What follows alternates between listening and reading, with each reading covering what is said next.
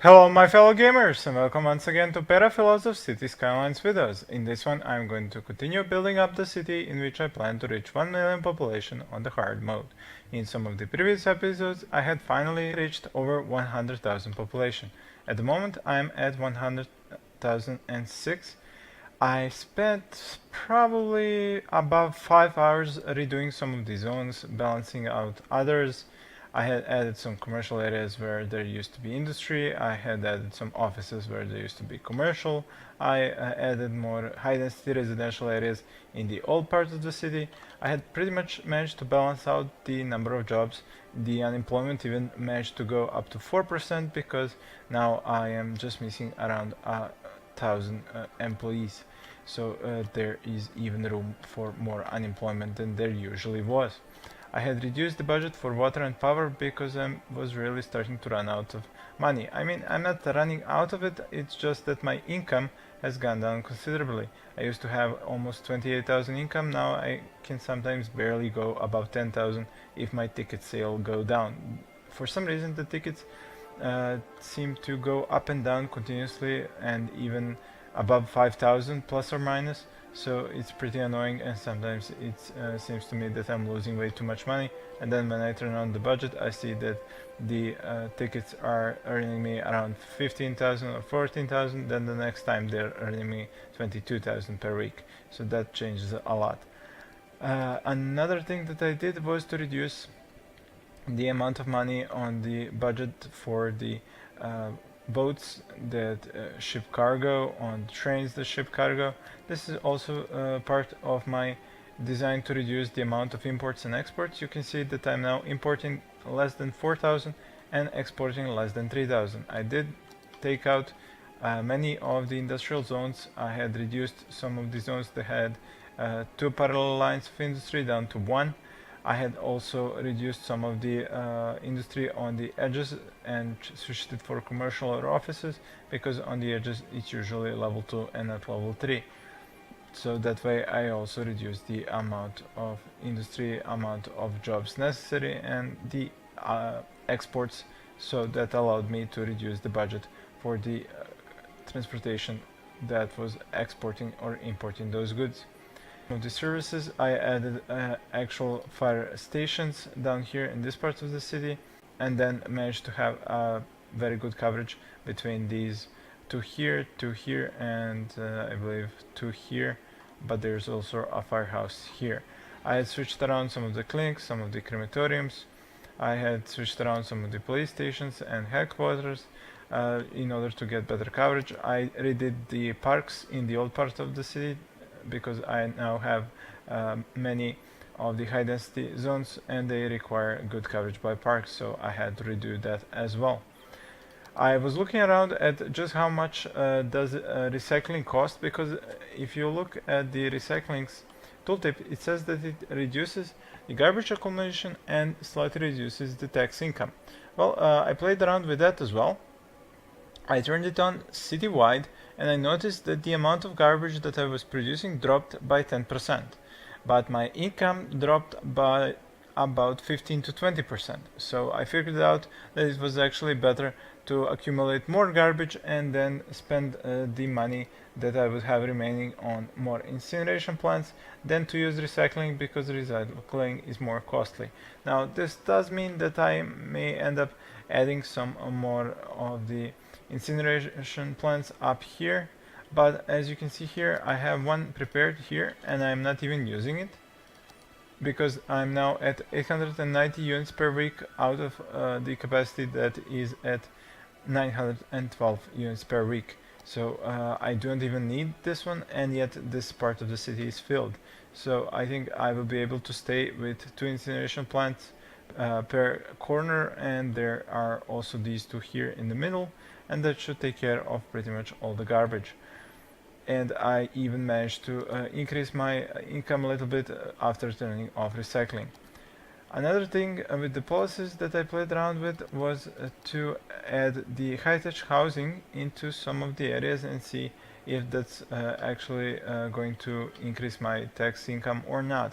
I did manage to level up a few of these areas where I have a lot of residential zones very close to each other, because as you know, it's only the residential buildings that give off land value. So I managed to increase in some of the areas where I used that policy, that high-tech housing. The land value goes over 60, and then that allows the buildings to level up to level 4. But the increase in the budget wasn't that substantial. For example, it cost me about 3,000, almost 3,000 to turn on that policy in some of the districts, but I gained around, I think, 4,000 when I added up the high density commercial increase to level 3 and the residential high density increase to level 4. So it was barely managing to give me more money than it costed.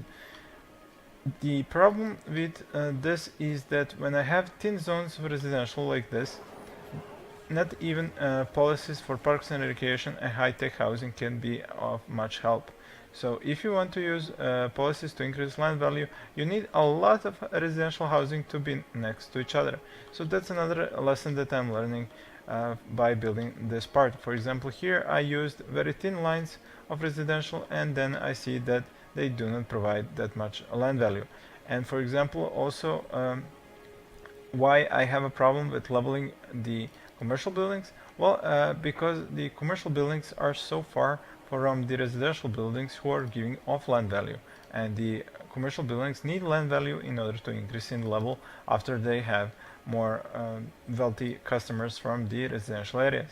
So if you want to level up the commercial, it has to be close to the residential, but then that comes up with a problem where the high density buildings are producing a lot of noise pollution, which may end up destroying your residential zones because of the noise pollution creating sick sims. So it's really a trade-off. Do you want the high-density commercial who produce a lot of noise to be close to your residential, for the residential to give those commercial buildings a land value? You might say that the influence of the high-density zones of commercial might not be that large and produce a lot of sick sims, but then you have to place the offices closer to the industry, which would mean that the industry is going to destroy their leveling process by polluting them with noise and ground pollution. Again, another problem. You can see here that some of the offices require more educated people. I worked on that as well. I almost managed to get the elementary school capacity to be proper, but I am missing a few hundred student classroom places for my it seems this is because I do not have 3 elementary schools down here, but only 2. So I will need to add 1 elementary school in here. That should increase the capacity by another 300, and that will leave another 400. Seems not educated. I'm not sure where exactly would this extra 1 go, because I do not see any areas needing coverage. Probably in this part, because I'm increasing the amount of high density residential, but not yet. I think that I don't really need to have maximum capacity at all times for elementary school. Same goes for the high school. I have probably now 5 more high schools to build if I want to have full student capacity, but I just do not see the need, and also that is pretty expensive. As for the transportation, I am still using the transportation to move around about 12,000 sims. I had turned off some of the metro stations because some of them simply had 0 passengers per week.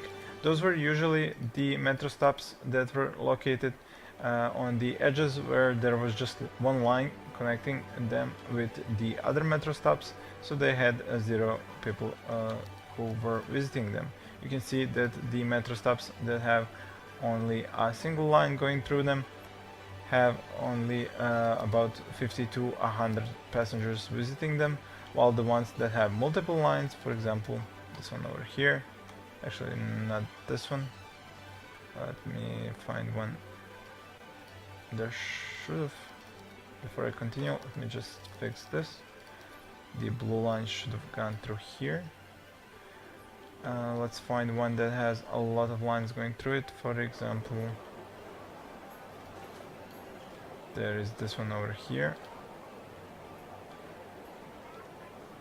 has a blue one, it has a pink line, it has a green line, it has a yellow line, and you can imagine that there's gonna be 200 to 400 to even 600 teams using that metro stop. Up here I believe I have even higher usage of metro stops. You can see this one has 1000 passengers per week.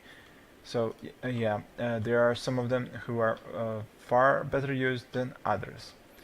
Another thing was the traffic. I made probably around 40 or 50 little and small changes to the ramps, to the roads, to the one ways, two ways, and so forth and so on. And then I remembered one thing: roads actually cost weekly. So I have 26,000 in the roads and highways expense per week, and that is actually part of the reason why I'm losing so much money in the expenses part of the budget. And I do have a lot of the roads which I do not use, yet I place. For example, you can see here this stretch of road probably cost me around 200 credits per week, just sitting there and not doing anything. And also by buying the extra tiles that I'm not using at the moment, all of these roads start to cost me and not the map itself, because I have unlocked these areas. So it's just something that I have to live with. And when I look at the city, I have just 3 tiles filled, actually 2.5, and yet I have a price tag of 26,000 for the roads. They do seem to be quite expensive. So at the moment my income is at around 15,000 per week when I have a good income from the tickets. I had reduced a number of things. Don't know why this one is at 80% when it's not even being used. Let me put that back to 100. Like I said, I reduced the budget on several things, even on water and power, because I had more capacity than necessary. The population is in a very slow climb. I am currently having more birds than that, around 50 birds per week, higher than that. But the weekly population increase is somewhere between 70 and 150, which means that the teams are moving in. They are just taking their sweet time. And you can see during this entire video there I don't think have been more than 1 or 2 high density buildings that was built up, because the old ones are still not full. Some of them are, but some of them are not, so I believe that's where the new sims are going to. Now the tax for the residential zones, for the high density residential zones, is 12, for the low density is 13. I tried reducing both much lower than this. I will show you right now. I will quick save and I will go to speed 3 and reduce this to 9 and reduce this as well to 9, and we can keep looking at the population numbers, and you will notice there might be a small jump, but not a jump that you would expect when the taxes are reduced by 30%. So the taxes themselves are not the key factor in increasing the amount of population very quickly. I do need to probably get them more jobs, because if I look here, there are only 1000 jobs that are left unfilled and there is 4% unemployment. So if I want more teams to move in, I need to start expanding up here and into this area with commercial offices and industry. You can see that now I'm losing 6,000 per week because I have reduced the taxes on the residential areas, and yet the number of teams who are moving in isn't that much higher, maybe 10 to 20%. So the reduction of taxes is not the element that's gonna make me have far more teams in my city in a short amount of time. It may help a little bit, but considering how much it costs, it's not worth it. So I can reduce the taxes a little bit, but not this much. So let me just quick load once more. Alright, so I quick load before I had actually reduced the taxes. Like I said, I could reduce them a little bit and then see if that helps with the population numbers, but I also need to expand my industry and commercial areas up here, so that should also help to bring in more sims. I was thinking about how to do it, and I think a mirror image of this area is not the best way anymore, because when I take a look at the land value, it's hard to have a high land value area if you have a thin line of residential zones. So I've been thinking of increasing the thickness of the residential zones, then adding the commercial areas right next to the residential zones, the offices next to the industry, and see how that's gonna work out. I know I said the offices might have a hard time leveling up if they're right next to the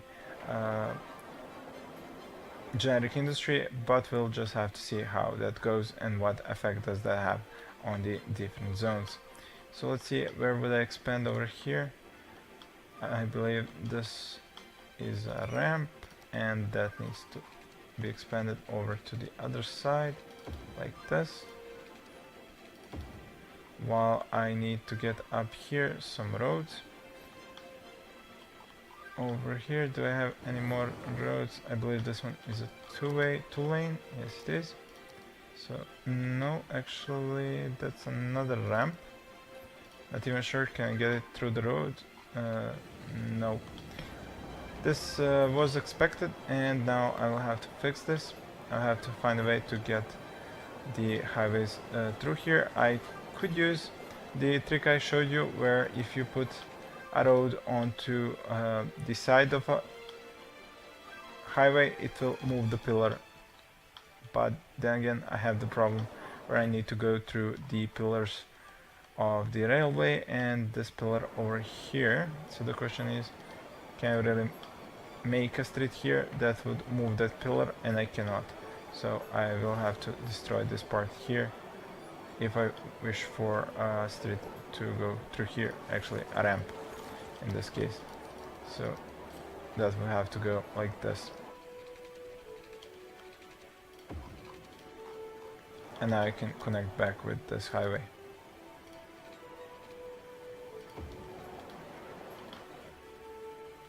And can bulldoze this piece here. So I have these three highway ramps going through here. This one just needs to be turned in the other direction.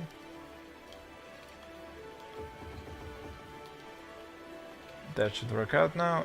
So what do we have here? This one goes from right to left, this one same. This one goes from left to right, I believe. This one goes from right to left, and this one as well. And after that, I think it's two lane. Yes, it is. Let's see, can we get this one to go underneath all of this? Yes, we can. Excellent.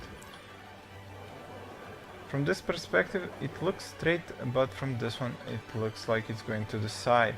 But this is all an illusion, optical illusion, because of these hills here. Up here, I will need another two lane, I believe, over here. And I was thinking, oh, what should I add up here next to the highway? I was thinking I should do the offices, because then they will take in the pollution, the sound pollution from the highway, and then go with residential zones.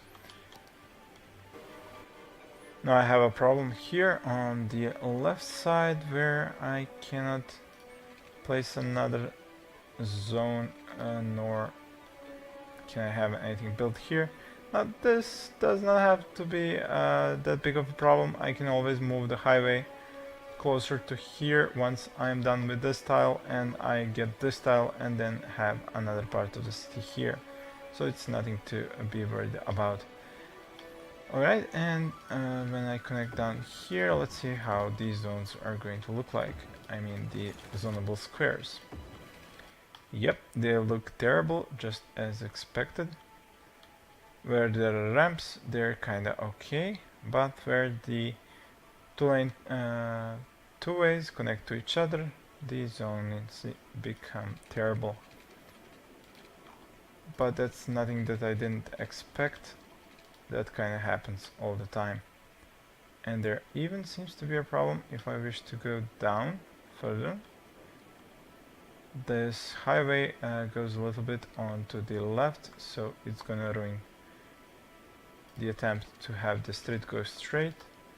But that's fine, I can always switch from this one to something that would go a little bit different. Not sure at the moment how. I'll have to see about that a little bit later. In any event, I have enough space here for zones, and I will need another cross street that could be made here, like this, but that depends on how I zone up here. Like I said, I am going to place offices 4 by 4 or 3 by 4, depending on how much space does this street give me. And once that is done, I am going to have a very large zone of residential. 4 by 4 once, twice, 3 times, 4 times, and 5 times. Now what this means is that the next zone will have to have a lot of commercial and industry and offices in order for it to actually provide enough jobs for all of these teams. The question is, what do I do here with the ramps? I need a way for people to get off here and into this part of the city. If this is the entrance and the ramps lead down only on this side, that means whoever wants to go over here would have to leave the ramps here, go through the streets connecting them, and go over here, which isn't probably the best. I would prefer them to go all the way around and then get off through here, which they might even do. So if I want them to get out, they would be going through from here to here, and if I want them to get in, they would be getting in from here down to here. So this means that the ramps would have to go like this for them to get in. Oh, that's really ugly. And this would over here be 2 ramps that will lead onto the highway. Finally. Oh my god, this is disgusting. Damn. Terrible. Alright, so over here they would be going up onto the highway. Let's just find a spot. Let's see, from here they can go up here, and then we'll need another one. Good question is where. Let's say over here.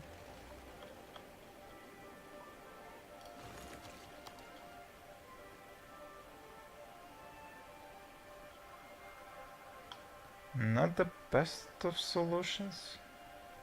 I think I would have to actually disconnect this part here for them to be able to go up here like this. And then below this, I think I cannot connect. Although there is a possibility that I can connect like this, and then have them go with the ramp above by going page up to here, and then like this. Excellent. It's not the best, but I'm kind of liking this design. So they can get off like that, they can get in like this. Alright, and they can get, of course, in from the other part of the city. I need the power connected, so that goes through here. I need the water connection, so that goes through here. I do need to remember that at the edge of this area there needs to be an incinerator. So this is sending a wrench into my plans. If I want an incinerator here and I chose this area to be residential, that would provide a a hell of a lot of pollution into the residential area. The cargo train terminal. This should be turned on now.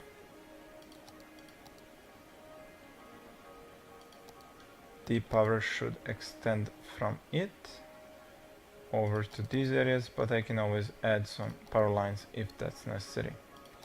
Now the parks have to be placed here, so these zones are gonna be like this. A park can go in here. Alright, so that's park coverage, the zones, the services. Oh right, the services. Let's see, next to the park, would I have good coverage? How about down here, down here? When would I start losing the coverage?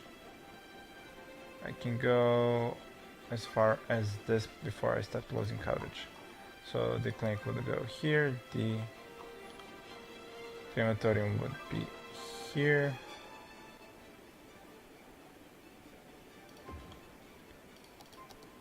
The fire station could go all the way down here. These zones are going to give me trouble.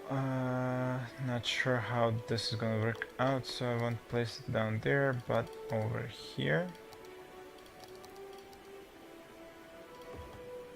The police headquarters as well needs to go here.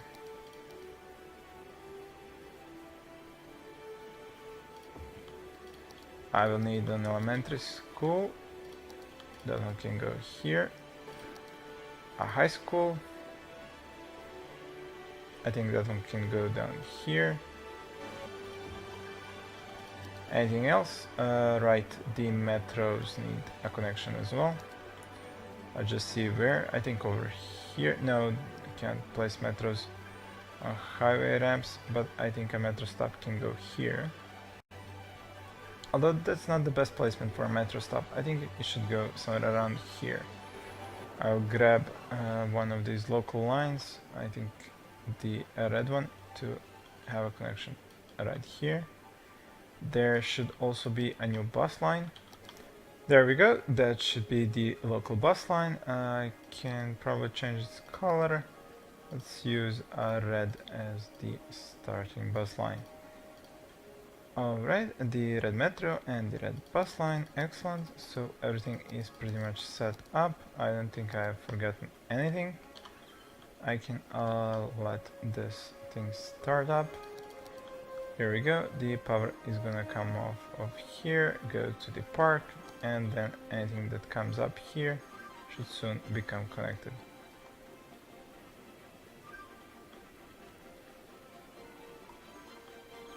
For some reason they started off from here. Not the best idea, because it's gonna provide me with the problem of how to connect the power.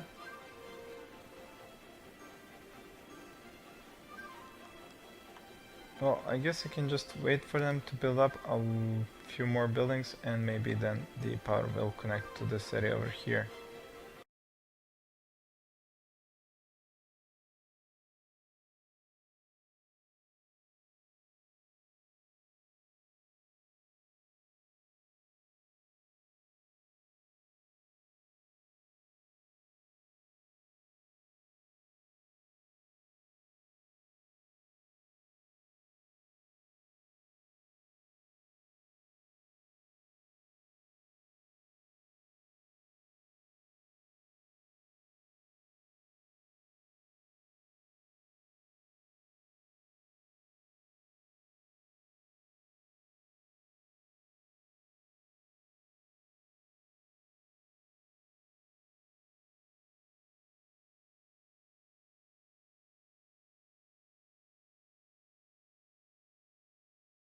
Let's see here, this area is residential.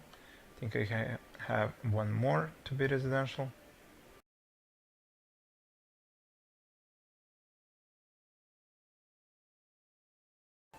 And now the offices after the commercial areas. Seem to have one area extra, and well, I guess I can build up that area as offices.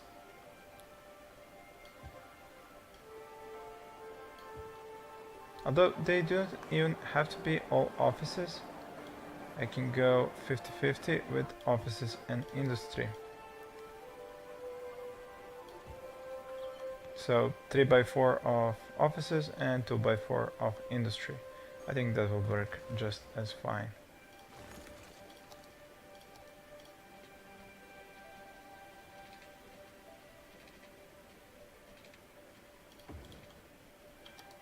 That should connect the power lines, and the services should be online with enough power. And now I should have a lot more jobs open, the unemployment should go down, and the demand for more residents should go up. I am up to 108,000, so that's definitely a good thing. With this setting, I can finish up this video. Thank you all for watching, and please stay tuned for more.